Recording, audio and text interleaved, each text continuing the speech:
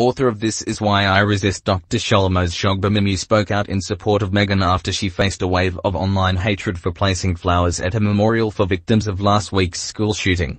Salvador Ramos, 18, committed the worst school shooting since Sandy Hook in 2012, killing his own grandmother, 19 young children and 2 teachers in a horrific act of violence on May 24.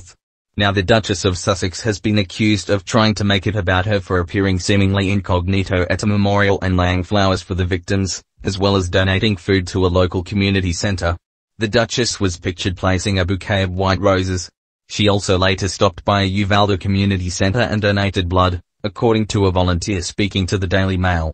The volunteer added, she did not want anybody to know who she was. Another volunteer named Gloria Contreras spoke to BuzzFeed News about meeting Ms. Markle, saying, I had no idea who she was.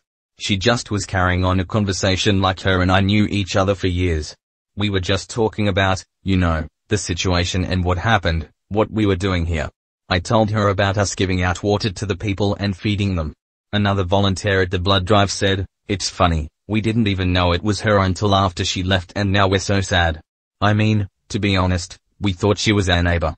Despite this, many appear to have decided Meghan was there to make the tragedy all about herself, including assuming she had brought her own photographer, a claim refuted by those present at the scene. One social media user said, I find her posing like this with no doubt her own photographer utterly disgusting. I'm used to her PR stunts but this actually makes me angry. By all means, pay your respects but posing for photographs and releasing to the media is sick.